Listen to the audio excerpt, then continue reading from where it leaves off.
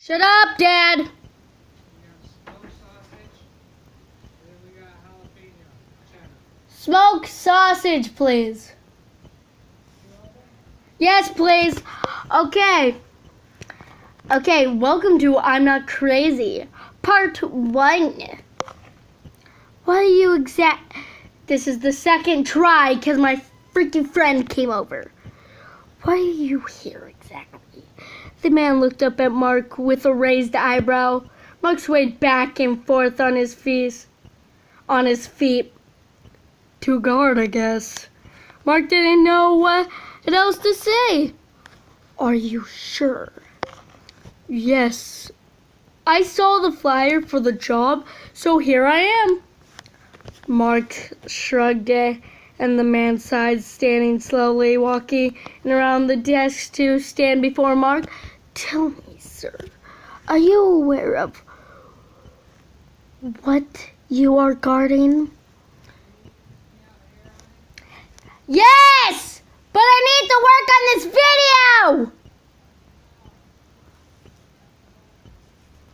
video! Yes, kind of. Mark bit his lip, squinting and glancing away in uncertainty. You will be watching Sean McLaughlin. Recognize the name? He rose an eyebrow and Mark swallowed. I know the name, but please tell me. Mark said, well, Sean, well, he likes being called Jack.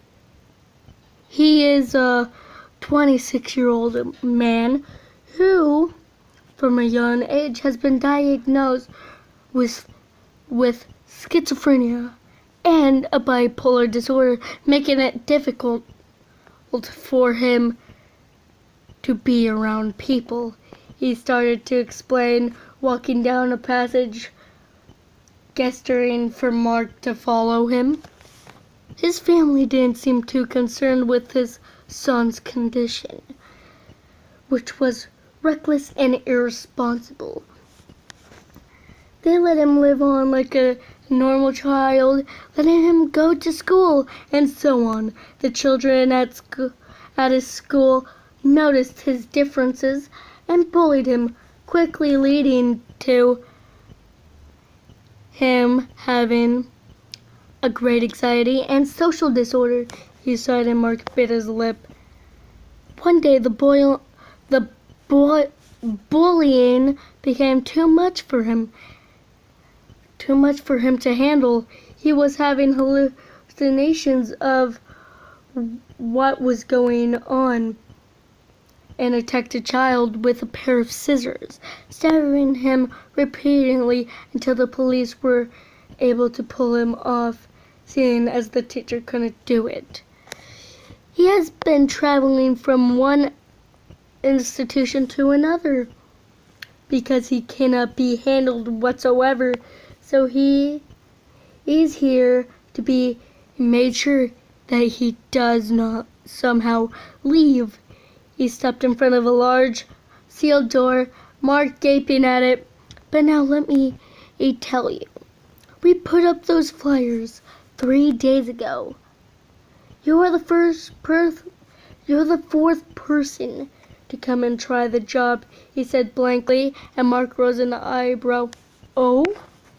The others gave up after 1 hour of being near Sean's room, he said, and Mark gulped.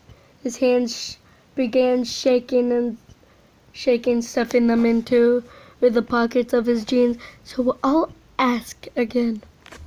Are you sure? He questioned, and Mark coughed, nodding.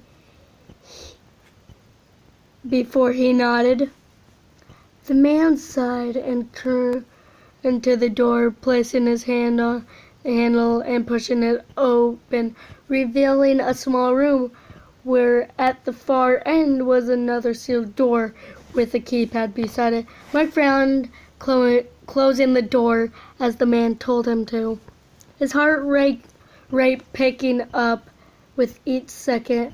I must warn you, Sean is very loud and obnoxious. Don't be surprised if he won't shut up. he mumbled, and he typed into the keypad before the door clicked open. Mark walking in after after him. It was a large, dark hall. There was a kitchen set up on one side and a monitor, a table with several different panels and controls. But what Mark saw first was the large glass room right in the center of the hall. Mark could see a living type of area in the glass room. A man laying on the bed with his eyes closed. That would be Sean. He seems to be sleeping, but you can never be too sure. Now, I wish I could explain what must happen personally, but I'm afraid I cannot. There is a folder on the desk over there, which will explain everything you need to know, he said hurriedly, walking towards the door. Oh, and also, Mark, he said, Mark looking up at him with pursed lips. Don't look, listen, or talk to Sean for too long. Why? He'll drive you to insanity. Mark said, looking back at him, sighing when he saw the door shut.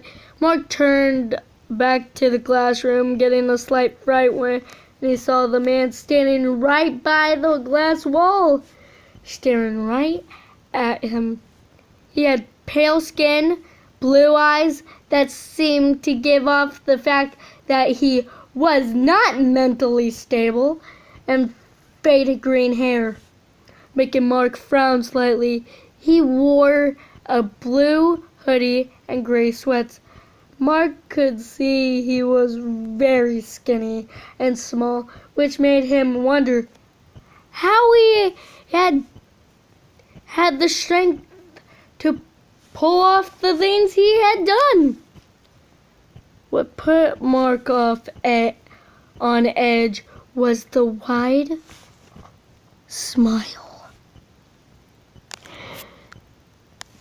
that spread over his face, giving Mark an eerie feeling. Hello, he said lowly, eyeing Mark and pushing his hands against the glass. Hey, he said back in his deep voice, watching his smile grow, licking his lips. I like your voice. What is the name of the man with the sexy voice? He asked, leaning more against the glass. Mark, he said, walking towards the glass room. Nice name, Mark. I'm Sean. Please call me Jack, Sean said, finally stepping away from the glass, his eyes never leaving Mark, as he walked up to the glass and stood a few feet from it. What happened to Joe? He asked, and Mark frowned, tilting his head. Who's Joe? The last guy, Sean said with a big huff, dropping to his knees and looking down at Mark. Why, what did you do to him? Mark asked curiously, and Sean grunted, rolling his eyes. He just couldn't get a joke. Why, I don't know. He was an asshole anyway. Are you an asshole, Mark? Sean glanced back at him, eyeing him suspiciously. I hope not. What? I know, I'll eat it in a sec.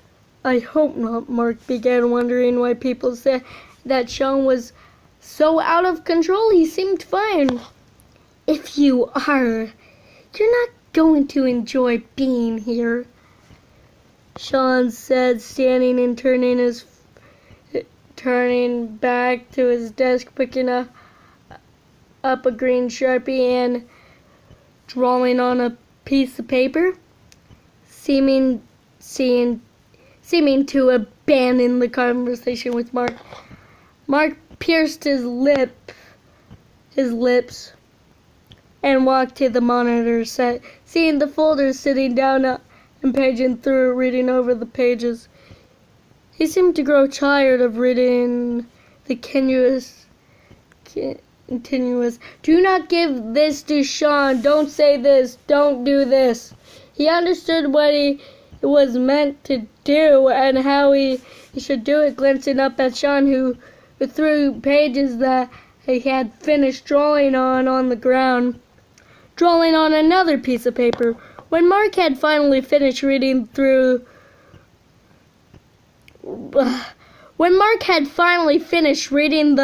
a large folder, he shut it, signing, covering his face with his hands, wondering why he had taken this job.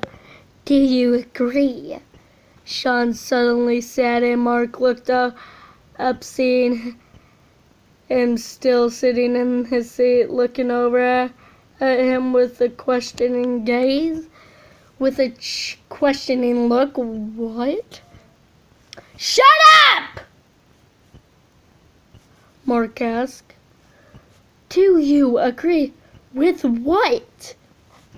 That I'm in here for no reason, and this place should burn in hell. He smiled innocently, sending shivers down Mark's spine. Mark didn't know how to respond, so he said nothing. Don't you agree? Sean grit his teeth together, impatient with Mark's lack of response.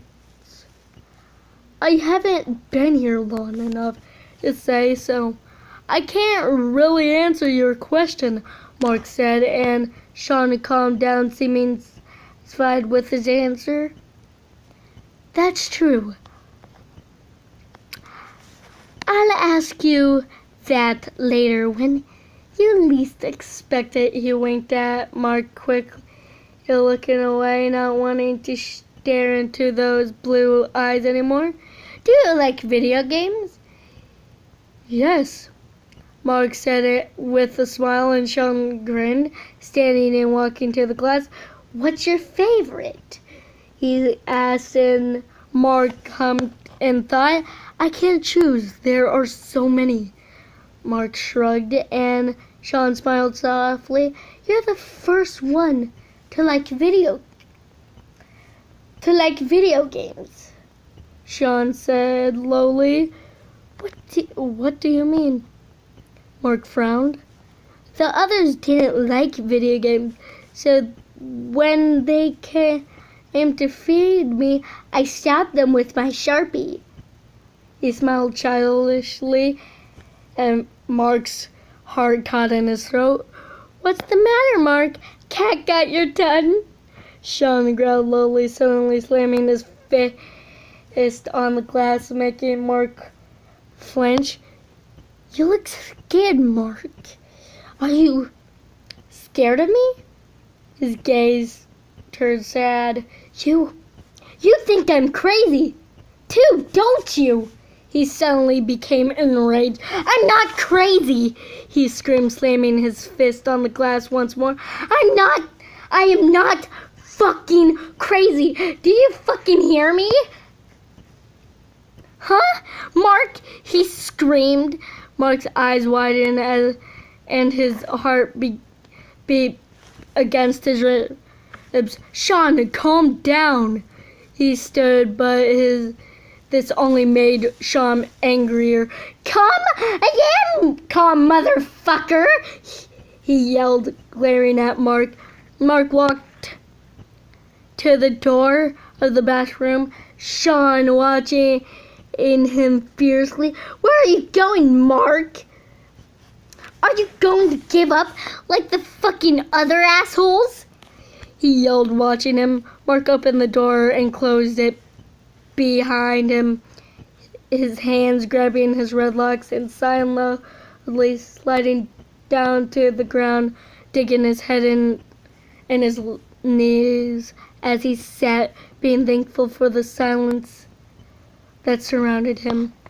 New Sup the Flyer fanfic! I thought of this plot and I thought maybe I should use it. So, Blair, here it is. Enjoy. Yeah, and I hope you like this video. Bye.